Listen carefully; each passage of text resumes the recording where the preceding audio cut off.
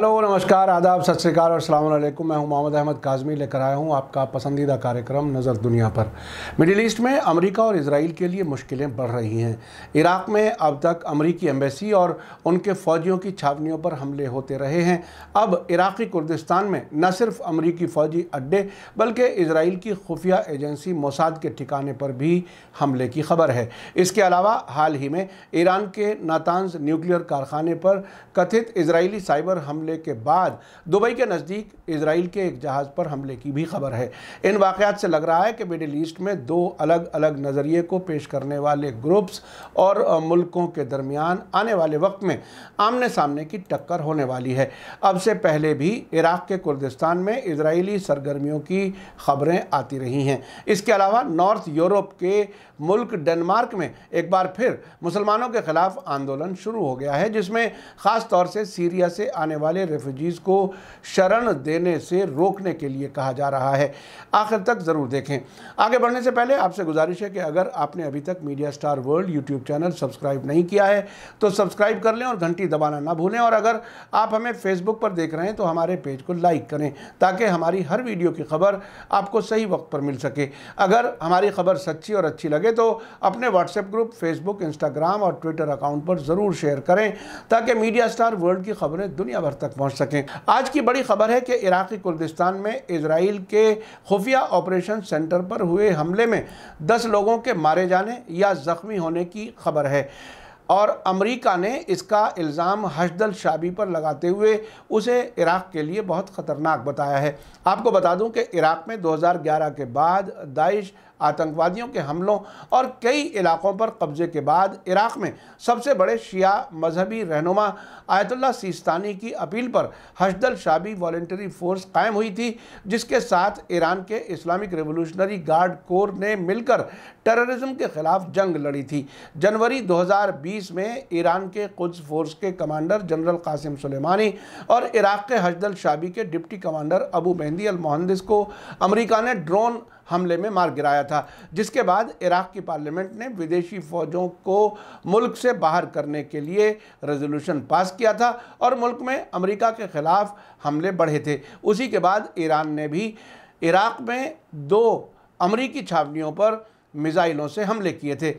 अब ख़बर यह है कि नॉर्थ इराक़ में मौजूद इजरायली खुफिया एजेंसी मोसाद के ठिकाने पर हुए हमले में भारी तबाही हुई है। इराक़ की साबरीन न्यूज़ एजेंसी की रिपोर्ट के मुताबिक मोसाद के ठिकाने पर होने वाले हमले में कम से कम 10 इजरायली मारे गए हैं या ज़ख्मी हुए हैं। एक सीनियर इराक़ी सिक्योरिटी अफसर के मुताबिक मोसाद के खुफिया सेंटर और ऑपरेशन कमान पर होने वाले हमले में मारे गए 3 लोगों की पहचान मिनहानीन नोआम, अकीफ़ा आमी और बीरोज़ जैकब के तौर पर हुई है। साबरीन न्यूज़ एजेंसी के मुताबिक मरने और ज़ख्मी होने वाले मोसाद के अफसर कई महीनों से अरबील में मौजूद जासूसी के सेंटर में सरगर्मियां अंजाम दे रहे थे। इस रिपोर्ट में कहा गया है कि इराक़ में मोसाद की सरगर्मियों के ठोस सबूत और जानकारियां मौजूद हैं, जिन्हें मुनासिब वक्त पर सामने लाया जाएगा। इस बीच मीडिया से जुड़े एक इराक़ी जर्नलिस्ट नेजा मोहम्मद अली ने बताया है कि अरबील में मौजूद मोसाद के जिस सेंटर को निशाना बनाया गया है उस इलाके में इजराइल का एक अहम जासूसी अड्डा था। नेजा अली के कहने के मुताबिक ईरान के खिलाफ ज़्यादातर कार्रवाइयाँ मोसाद के इसी सेंटर से अंजाम पाती थीं। अमेरिका और इजराइल तीसरे मुल्कों में किस हद तक एक दूसरे के साथ तालमेल के साथ काम करते हैं उसका अंदाज़ा इस वाक़े पर अमेरिकी रिएक्शन से आसानी से लगाया जा सकता है। मोसाद के ठिकाने पर हुए हमले पर रिएक्शन देते हुए अमेरिका ने इराक़ के वॉलंटरी फ़ोर्स हश्द शाबी को एक बार फिर निशाना बनाया।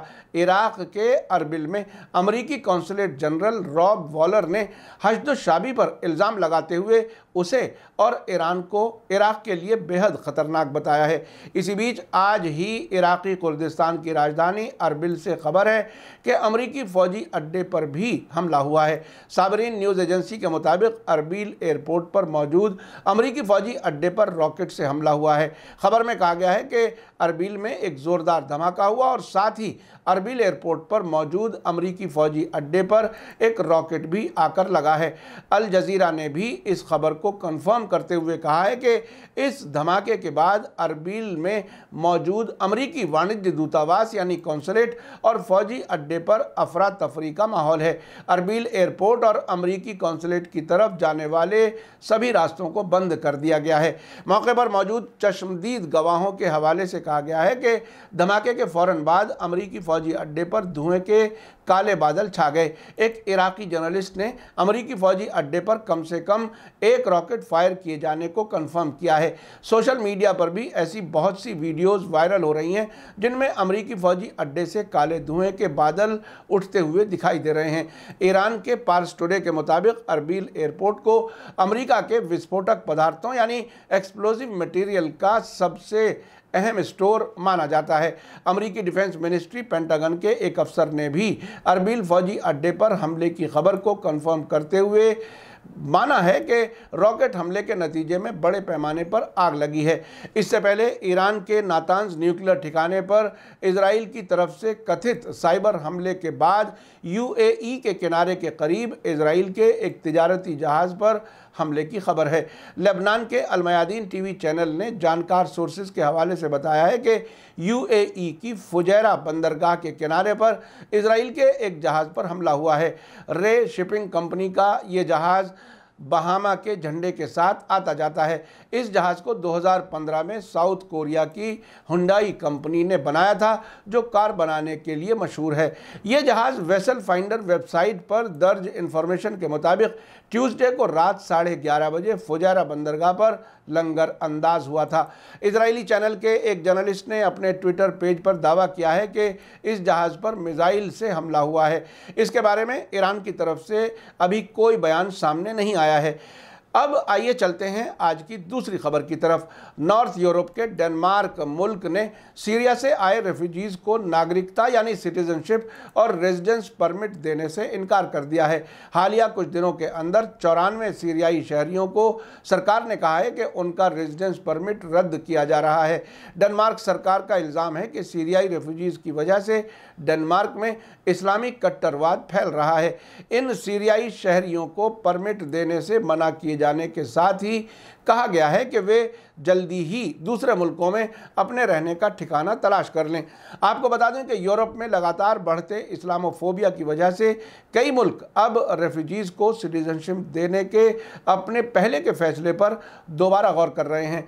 डेनमार्क के फॉरेन मिनिस्टर जेपे कोफोर्ड ने कहा है कि सीरिया में कई जगहों पर सिविल वॉर अब भी जारी है, लेकिन वहाँ कई इलाके ऐसे भी हैं जहाँ हालात अलग हैं।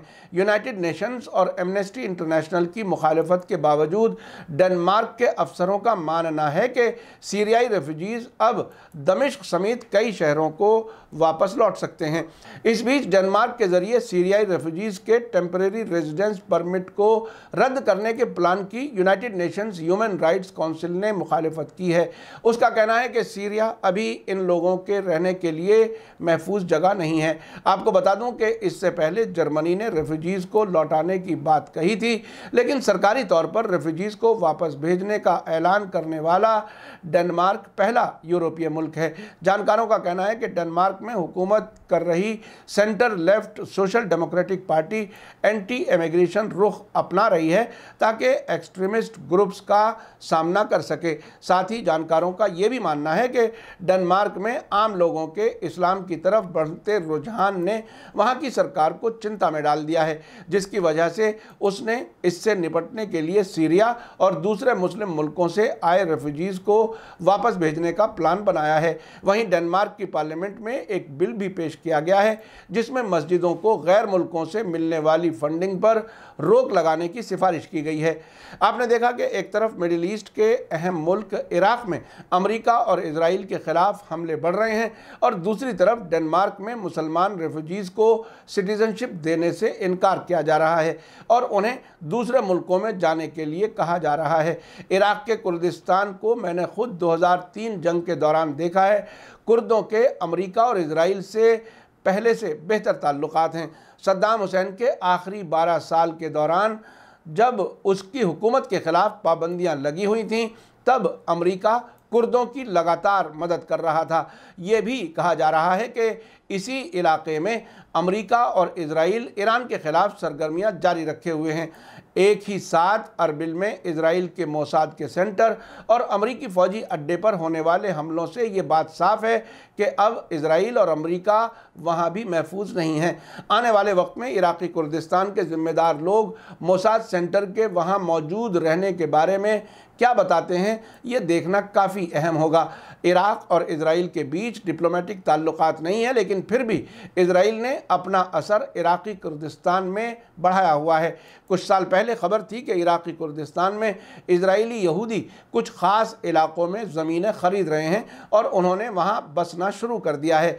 मैंने आपको पहले भी बताया था कि इस पूरे इलाके में 4 मुल्कों ईरान, इराक़, तुर्की और सीरिया में कुर्द फैले हुए हैं और एक अलग मुल्क की मांग करते रहे हैं। इराक़ में सद्दाम हुसैन की हुकूमत गिरने के बाद इस पूरे इलाके में इराक़ी कुर्दिस्तान के लोग सबसे ज़्यादा सियासी तौर पर मजबूत हुए हैं। इस पूरे इलाके के मुल्कों में ये समझा जाता है कि अगर कुर्दिस्तान अलग मुल्क बन गया तो ये इलाके में एक और इजराइल बनने जैसा होगा। इसी के साथ मुझे दीजिए इजाज़त। आज का एपिसोड कैसा लगा कमेंट्स में ज़रूर लिखें।